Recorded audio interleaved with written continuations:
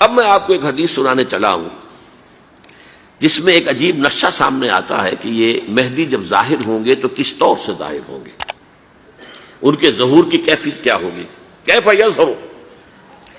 یہ روایت ہے حضرت ام سلمہ سے رضی اللہ تعالی عنہا، حضور کی زوجہ محترمہ ہیں، فرماتی ہیں ام سلمہ عن النبی صلی اللہ علیہ وسلم قال یکون اختلاف عند موت خلیفۃ۔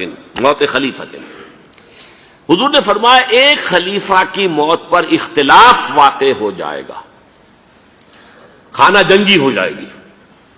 فَيَخْرُجُ رَجُلٌ مِّنْ أَهْلِ الْمَدِينَةِ حَارِبًا إِلَىٰ مَكَّةَ، پھر مدینے کے لوگوں میں سے ایک شخص نکلے گا، بھاگے گا اور جا کر پناہ لے گا اور چھپ جائے گا مکے میں۔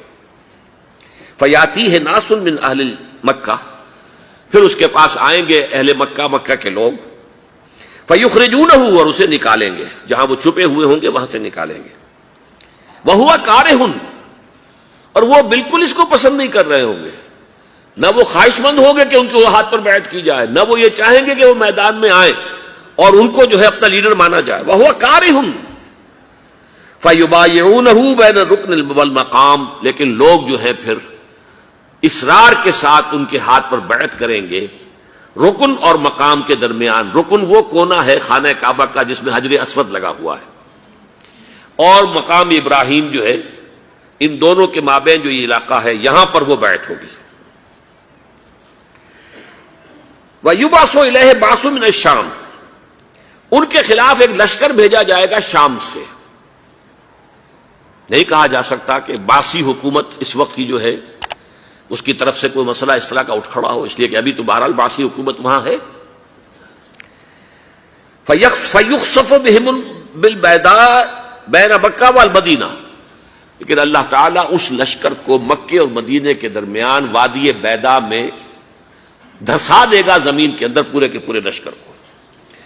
فَإِذَا رَأَى النَّاسُ ذَلِكَ، جب لوگ یہ دیکھیں گے کہ اتنی بڑی نشانی ظاہر ہو گئی، أَتَاهُ أَبْدَالُ الشَّامِ وَعَصَائِبٌ من العراق فَيُبَايِعُونَهُ، اب شام سے سارے کے سارے جو اولیاء اللہ ہیں وہ بھی آئیں گے، اور عراق سے جوق در جوق لوگ آئیں گے اور ان سے بیعت کریں گے۔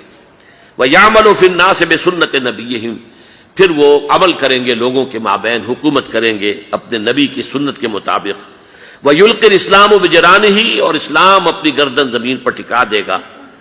وَالْأَرْض فِي الْأَرْض، زمین میں۔ فَيَلْبَسُ 7 سنین، پھر وہ 7 برس تک حکمران رہیں گے۔ ثُمَّ يُتَوَفَّى، پھر ان کا انتقال ہوگا۔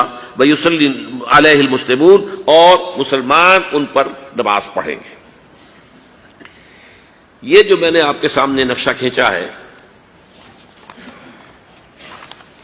اس سے اب میں ایک نتیجہ نکالتا ہوں، اسے بھی میرا گمان کہیے، اختلاف بھی کر سکتے ہیں آپ، اگر اس کو وزنی سمجھے تو قبول بھی کر سکتے ہیں۔ وہ یہ ہے کہ میرے نزدیک ان کے ظہور کا وقت قریب ہے، اور اس کی تھوڑی سی بعد میں مجھے معلوم ہوا کہ جین ڈکسن غالباً نام ہے امریکن اس کا، جس نے یہ پیشن کوئی خبر دی تھی کہ 1962 میں عالم عرب میں ایک بچہ پیدا ہوا ہے کہ جو وہاں کا نقشہ بدل کر رکھ دے گا۔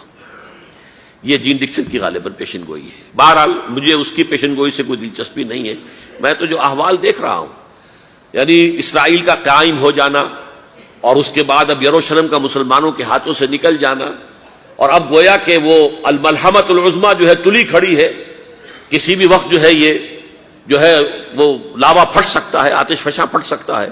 تو یہ تمام حالات ایسے ہیں کہ جن کی وجہ سے میں سمجھتا ہوں کہ ایک تو جو قرآن مجید کے اشارات میں نے آپ کو بتائے، 14 صدیاں 14 دن میں چاند کا پورا ہونا، والقمر اذا اتسق، 14 دن میں 14ویں کا چاند۔ اسی طرح اب یہ 14 صدیوں کے بعد یہ صدی جو 15ویں صدی ہے، یہ در حقیقت ظہور امام مہدی کی صدی ہے۔